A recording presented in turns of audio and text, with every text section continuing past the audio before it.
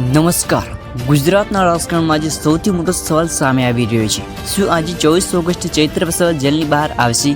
શું ગુજરાત હાઈકોર્ટ તરફથી ચૈત્ર વસાવાને મોટી રાહત મળશે કે પછી હાઈકોર્ટનો નિર્ણય ફરી એકવાર ચૈત્ર વસાવા માટે મુશ્કેલી વધારશે? આજે માત્ર ચૈત્ર વસાવાના સમર્થકો જ નહીં પરંતુ સમગ્ર ગુજરાતના રાજકીય વર્તુળની નજર હાઈકોર્ટના નિર્ણય પર છે. કારણ કે આ મામલો માત્ર કે વ્યક્તિની જેલ મુક્તિનો નથી પરંતુ તેની સાથે સજા, જામીન અને આગળની રાજકીય કારકિર્દીનો પણ સવાલ જોડાયેલો છે. તો આખરે આજે કોર્ટમાં શું થઈ શકે છે? ચૈત્ર વસાવાને જામીન મળશે કે નહીં? અને જો જામીન મળે તો શું તેઓ આજે જેલમાંથી બહાર આવી શકશે? આ તમામ સવાલોના જવાબ માટે વિડીયો અંત સુધી જોતા રહેજો. સૌથી પહેલાં વાત કરીએ સમગ્ર કેસની. ડેડિયાપાડાના આપ ધારાસભ્ય ચૈત્ર વસાવા સામે વન વિભાગના કર્મચારીઓ સાથે જોડાયેલા કેસમાં નર્મદા કોર્ટ દ્વારા 7 વર્ષની સજા ફટકારવામાં આવી હતી. ત્યારબાદ આ સજા સામે ચૈત્ર વસાવા તરફથી ગુજરાત હાઈકોર્ટનો દરવાજો ખખડાવવામાં આવ્યો હતો. તેમની તરફથી સજા પર સ્ટે અને જામીનની માંગ કરવામાં આવી. પોસ્ટ ઓગસ્ટે ગુજરાત હાઈકોર્ટમાં આ મામલે સુનાવણી શરૂ થઈ હતી અને બંને પક્ષ તરફથી લાંબી દલીલો કરવામાં આવી હતી.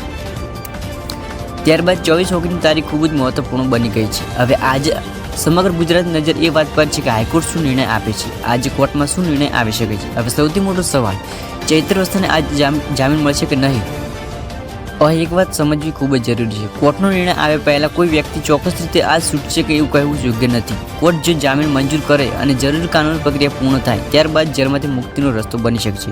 અને જો કોર્ટ જામીન નકારે અથવા કોઈ અન્ય કાનૂની નિર્ણય આપે તો ચૈત્ર વસાવાને જેલમાં જ રહેવું પડી જાય છે. એટલે આજનો દિવસ ચૈત્ર વસાવા માટે અત્યંત મહત્વપૂર્ણ છે.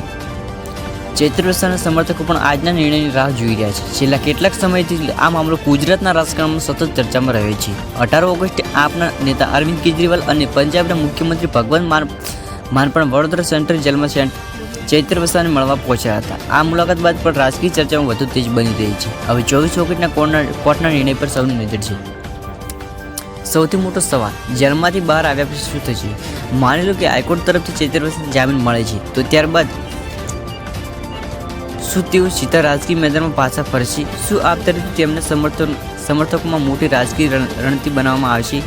શું તેમના જેલવાસનો મુદ્દો ગુજરાતના રાજકારણમાં મોટો રાજકીય મુદ્દો બનશે? અને સૌથી મહત્વનું, શું ચૈત્ર વસાવા બહાર આવ્યા બાદ સરકાર સામે વધુ આક્રમક રાજકીય લડાઈ લડશે? આ બધા સવાલોનો જવાબ આગામી દિવસોમાં જોવા મળશે. રાજકારણ માટે કેમ મહત્વનું છે? ચૈત્ર વસાવા માત્ર કાયદાકીય કેસને કારણે ચર્ચામાં નથી, તેઓ આદિવાસી વિસ્તારમાં રાજકારણમાં મહત્વપૂર્ણ ચહેરો માનવામાં આવે છે. તેથી તેમને જેલ મુક્તિ કે જેલમાં રહેવાનો નિર્ણય માત્ર કોર્ટ રૂમ સુધી જીમિત રહેવાની નથી. આ નિર્ણયની રાજકીય અસર પણ જોવા મળી શકે છે. આપ માટે પણ આ મુદ્દો મહત્વપૂર્ણ છે અને ગુજરાતના રાજકારણમાં વિરોધ પક્ષો આ મામલાને કઈ રીતે ઉઠાવે છે તે પણ જોવાનું રહેશે. તો મિત્રો, આજે 24 ઓગસ્ટ છે અને ચૈત્ર વસાવા કેસમાં હાઈકોર્ટનો નિર્ણય સૌથી મોટો ચર્ચાનો વિષય બન્યો છે. પરંતુ એક વાત યાદ રાખજો, કોર્ટના અંતિમ નિર્ણય આવ્યા પહેલાં ચૈત્ર વસાવા આજે છૂટશે કે નહીં તેવું કેવું યોગ્ય નથી. હાલમાં એટલું ચોક્કસ છે કે 24 ઓગસ્ટનો દિવસ ચૈત્ર વસાવા માટે ખૂબ જ મહત્વપૂર્ણ છે અને તેમની જામીન અરજી તથા સજા પર સ્ટે અંગે હાઈકોર્ટ નિર્ણય તેમની આગળની કાનૂની સ્થિતિ નક્કી કરશે. હવે જો હાઈકોર્ટ તરફથી મોટી રાહત મળે છે કે નહીં તો ગુજરાતના રાજકારણમાં નવી હલચલ શરૂ થઈ શકે છે. અને જો રાહત ન મળે તો ચૈત્ર વસાવાની કાનૂની લડાઈ હજુ લાંબી ચાલી શકે છે. તમને શું લાગે છે? શું આજે ચૈત્ર વસાવાને જામીન મળવા જોઈએ?